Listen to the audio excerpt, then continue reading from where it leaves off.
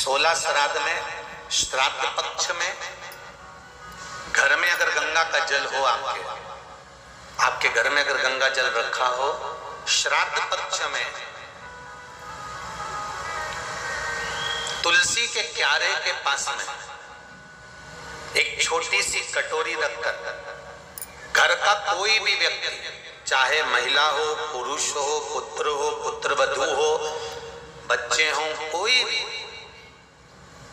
हथेली में गंगा जल लेकर अपने पूर्वजों का स्मरण कर और वो गंगा जल काशी विश्वनाथ के नाम से अपने पूर्वजों का नाम लेकर वो कटोरी में अगर 5 बार या 7 बार छोड़ देता है तो उसके पूर्वजों को पिंडदान और तर्पण की जरूरत नहीं पड़ती, उनको मोक्ष प्राप्त हो जाता है। आपको लगता है कहीं कहीं कि मेरे पितर मुझ पर क्रोध कर रहे हैं?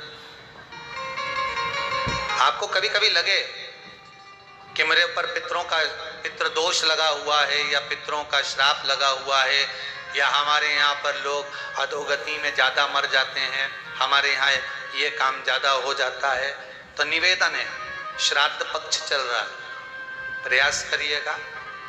एक चावल की कटोरी में, कटोरी के अंदर थोड़ा सा चावल रख लीजिए कच्चा, उस चावल की कटोरी में एक बेलपत्र, थोड़ी सी दुर्वा बांधकर पानी का मटका, परिंदा या जहां अपना रसोई घर में जल रखते हो, उस कटोरी को वहां पर 2 दिन 3 दिन तक रख दो। वैसे तो 16 दिन रखो, ज्यादा अच्छा था, पर जो दिन अपने को मालूम है 2-3 दिन उसको रख दीजिए। घी का दिया लगाइए। 3 दिन के बाद में उस दुर्वा को, उस बेलपत्र को शिव बाबा को ले जाकर समर्पित कर दो। चावल पूरे घर में घुमाने के बाद चिड़िया को या नदी में या किसी जीव को प्रदान कर दीजिए। महाराज, पितृदोष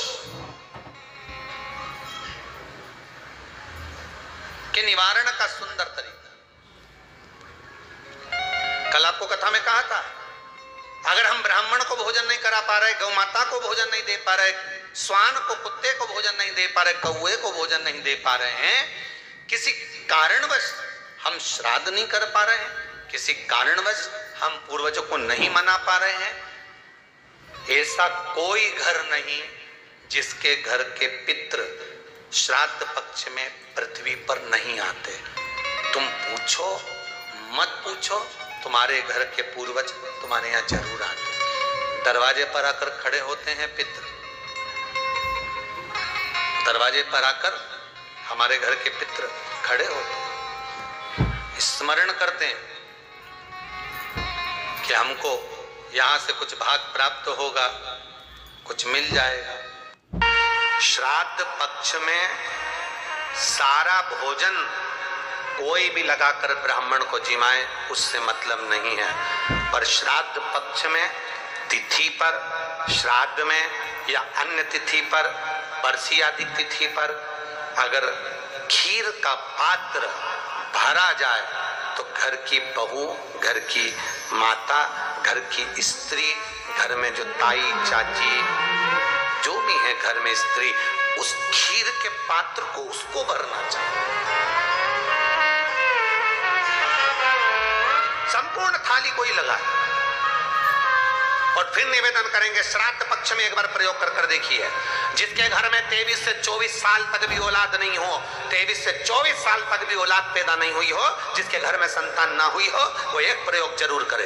एक प्रयोग जरूर करो कि 23 साल तक भी औलाद ना हुई हो तो श्राद्ध पक्ष में तुम्हारे दादा परदादा किसी का श्राद्ध घर में हो रहा हो, और किसी दादी का श्राद्ध, किसी दादा का श्राद्ध, किसी बुजुर्ग का श्राद्ध तुम्हारे घर में हो रहा हो, तो खीर के बर्तन में खीर तुम भरकर और उस ब्राह्मण को जिसको घर में बुलाया गया है भोजन कराने के लिए, वहां तुम देकर आओ और अगले श्राद्ध तक इंतजार करो।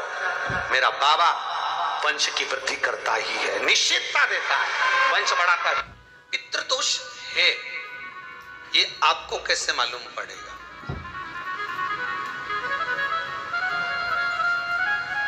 पितृ भूखे हैं, इसका तो वर्णन हमने पहले कर दिया कि रात्रि को जब आप सोने के बाद में 1-1.5 घंटे बाद अगर आपकी नींद खुल जाए, 1 घंटा 1.5 घंटा आप सो लिए, उसके बाद जो नींद खुली तो 1-1.5 घंटे तक अगर आपको नींद नहीं आ रही है, रात्रि को सोने के बाद में 1 घंटे बाद जब उठे तो आपको प्यास लग गई,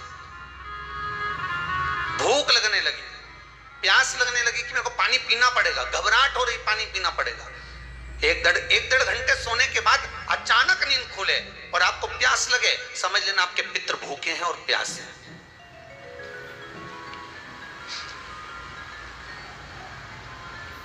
वो भूखे और प्यास है, उनको जल की जरूरत है।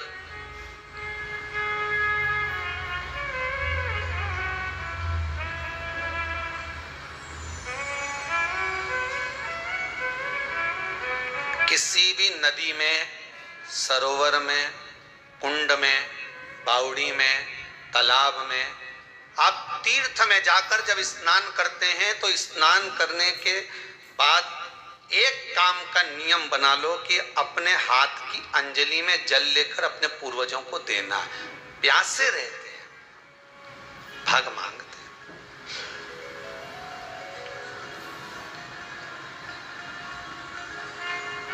भग प्राप्त करना। 3 वृक्ष पितरों के तुल्य हैं। नैमिषारण्य की कथा में भी कहा था 3 वृक्ष पितरों के तुल्य हैं। पहला पीपल, दूसरा बट वृक्ष, तीसरा बेलपत्र का वृक्ष। ये पितरों के तुल्य हैं। अगर आपको रात्रि में नींद नहीं आ रही है, ऐसा लगता है कि रात्रि को 1 घंटा 1.5 घंटा सोने के बाद कुछ गलत गलत विचार आने लगते हैं, नींद सुबह 3 बजे तक 4 बजे तक नहीं आती, 4 बजे के बाद फिर नींद आती है, तो एक प्रैक्टिकल जरूर कर कर देखना। एक प्रैक्टिकल करने में क्या जाता है, प्रयास करने में क्या कुछ जाता है क्या? प्रैक्टिकल कर कर देखना कि कहीं सियोर वाला महाराज झूठ तो नहीं बोल रहा, तो प्रैक्टिकल करने में कुछ नहीं जाए। 1 लोटा पानी लो, उसमें थोड़ा सा कच्चा दूध डाल लीजिए, श्राद्ध पक्ष चल रहा है, बेलपत्री का पेड़ या पीपल का पेड़ या बट का पेड़, इन पेड़ के नीचे ले जाकर उस दूध को दोपहर में सुबह 10 बजे से लेकर 12 बजे के बीच में ले जाकर चढ़ा दीजिए। रात्रि को फिर ना आपको प्यास लगेगी, ना भूख लगेगी, नींद एक बार लगी तो सुबह ही खुलेगी। प्रैक्टिकल करने में क्या जाता है? पानी डालने में तुम्हारा कुछ जाएगा? अरे बोलो तो सरी, हमें तो 10 रुपया का दूध जरूर उसमें, और तुम इतनी चतुर हो, इतना सारा दूध थोड़ी डालोगी, तो 2 गठा लगेगा। कहाँ तुम इतना डालने वाली हो?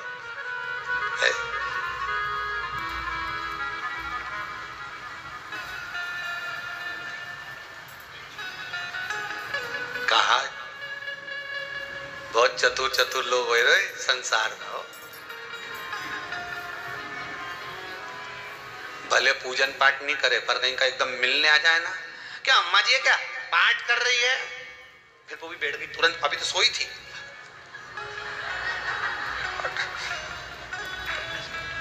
तुरंत क्या पंडित जी हैं क्या, उनसे थोड़ा काम है, अभी माला जप रहे हैं, मालूम पड़े पंडित जी तो आराम से सेव फल खा रहे थे। अब प्लेट सोफा के नीचे घुसे तुरंत।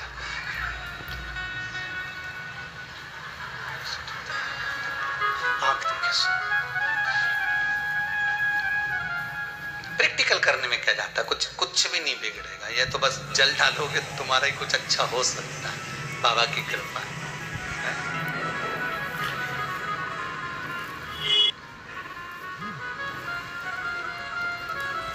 3 वृक्ष पितरों के तुल्य हैं। पहला जम के बोलिए पीपल, दूसरा वट वृक्ष, तीसरा बेलपत्री का वृक्ष। पीपल के वृक्ष में 52,000 ब्राह्मण एक साथ निवास करते हैं, इसलिए पितृतुल्य। वट वृक्ष ब्रह्मा जी के मस्तक से बना, इसलिए पितृतुल्य। और बेलपत्री का वृक्ष माता पार्वती जी के अश्रु से बना। जब आंसू गिरे थे माता जगत जननी जगदम्बा पार्वती के, उस समय पर पितृलोक में हलचल उत्पन्न हो गई थी।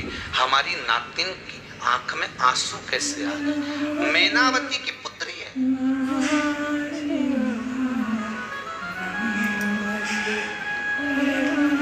पितरों की नाती, इसकी अश्रु कैसे गिर गए?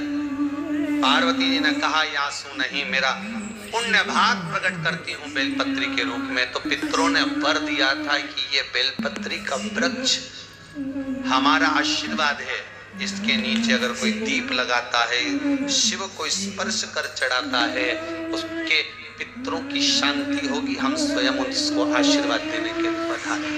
बेलपत्र का पितृ तुल्य।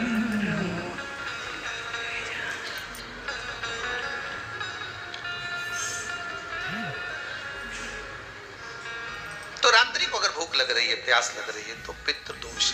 दूसरा पितृदोष का लक्षण बताया, घर में कोई शुभ कार्य ना हो, वंश की वृद्धि ना हो, 1 रुपए कमाओ, 1.25 रुपए खर्च हो रहे हैं, पैसा 10 जगह से कमाई आ रही है पर घर में टिक नहीं पा रही है, आया गया, पितृदोष।